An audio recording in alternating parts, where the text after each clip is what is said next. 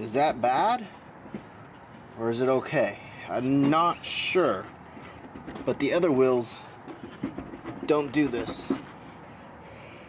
In the last 7 years, I haven't touched these, I haven't messed with them, I haven't done anything with them until now. Now, the Nev R Lube cartridge bearing is different from a tapered bearing, and they are not interchangeable. In fact, the axles and the hubs are machined differently to either accept the cartridge Nev R Lube bearing or a tapered bearing.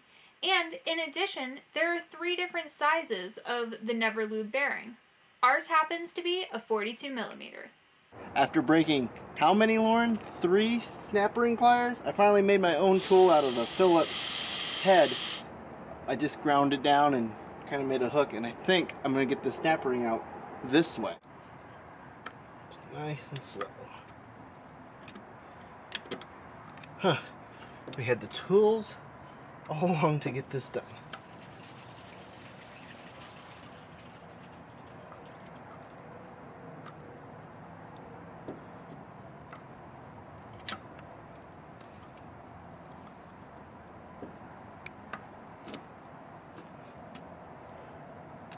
Don't want to break it. I don't know where we would find one of these snap rings right now.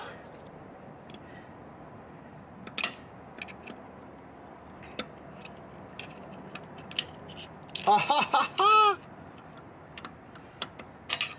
Are you relieved? I am relieved. Yes, I am. I'm so glad that ring came off. Now that I broke these, I think I gotta get another pair so I can put it back on. Now we removed that snap ring from the outer side of the hub. It was located right here. That's because the bearing pushes out this direction. So we're going to push from the back, push this bearing out, and then we're gonna flip the hub over and push the new bearing in. Alright, see if this press works. I guess I should tighten this up, huh? Probably.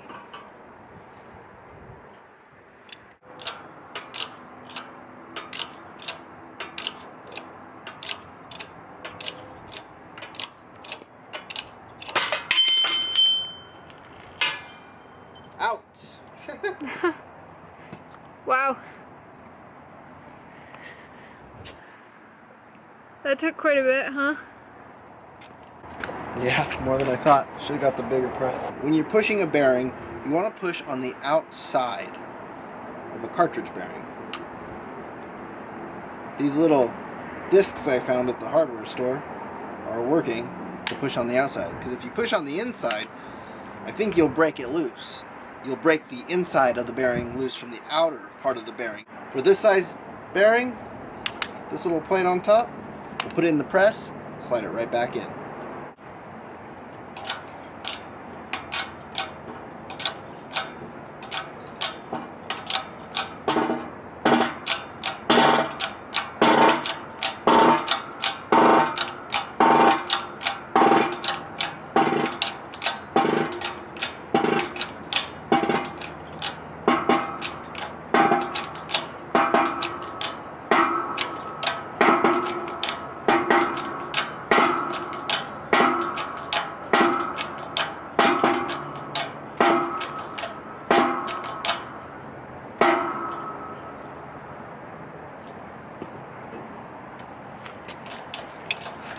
Push it down, and you'll feel it seat. You should feel it seat against that back part of that hub.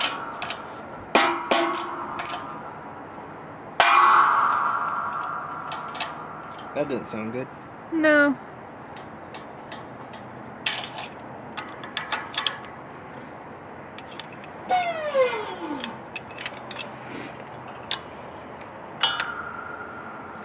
But it's in there. Right past the point where the snap ring goes. Seat it all the way in to the back. Let's put it back on.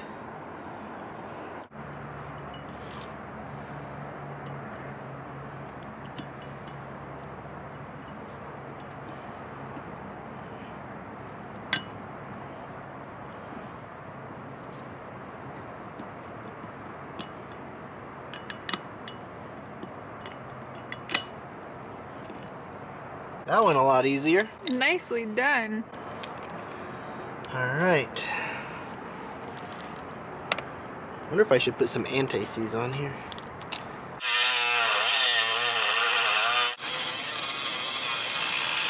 I broke the snap ring.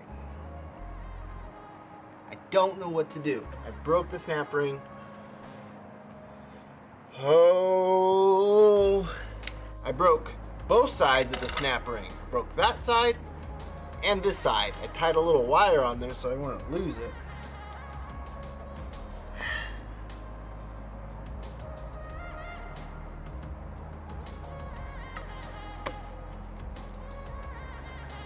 I would think that the snap ring would come out easier because there's less of it, and I broke over half of it. I've tried hammering it, chiseling it. I tried drilling it. I don't know what to do. So far, Craftsman screwdrivers have been made better snap ring pliers than any snap ring plier I've used. Let's get that notch a little bigger.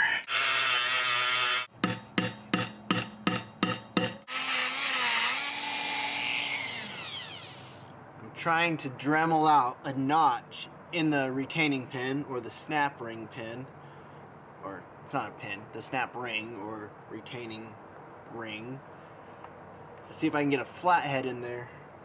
Maybe I can manipulate it. Is that how you say it? Manipulate it a little bit better. It's already broken. I can't break it more, but I can scar the machine surface, and I don't want to do that. Now I know why no one really wants to work on these bearings, or when I talk to shops who know about these bearings, they shied away from this job.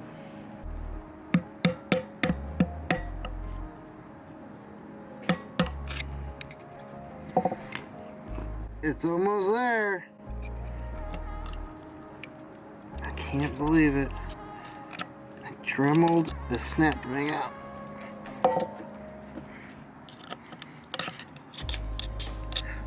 Gotcha. And I didn't cut into here, so we're good. Thank goodness. Yeah. Stressful. Now just to get that bearing out. Now I have it up on these wood blocks because I'm pushing it through. But initially I started with just these iron blocks. It was on the hub here, resting here. And I've been pushing until the bearing breaks loose. And man, does it make a noise when it lets loose. It's a little scary. I feel like I need a bigger press. Definitely made a mistake in sizing our press. The 12-ton press was definitely not big enough. In fact, we bent the press in the process of removing the cartridge bearings. And we would definitely recommend getting a bigger press. In fact, we almost got a 20-ton, and we should have. But once it breaks loose, or you get that initial push, then I've been putting it up on these blocks because that's what I have, because I need that space to drop the bearing through. It seems like it takes a lot less pressure once it's at this point. But in the beginning, it takes a lot of pressure. In fact, I've been hiding behind this wall right here when it breaks loose because I'm a little scared.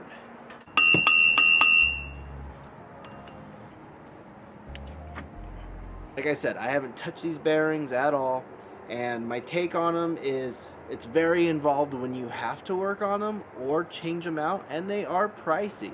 7 years of no maintenance, haven't touched them, haven't messed with them at all, and then the last 2 days of messing with these, you know, it seems like a lot of work, and I think I would prefer to have a serviceable bearing that we have to dismantle once a year or annually, but I can see where these come in really, really good. Good, is that the word? Really, really well. If you're a weekend warrior and you don't want to keep up on a lot of maintenance, these bearings probably can last you a long time because you're probably only going a few hundred miles from home on the weekends. That keeps you from servicing them. 45,000 miles I've towed this trailer, so I'm gonna go with them again, and I hope I have no issues with them. I think These bearings might last us the rest of the time we own this trailer.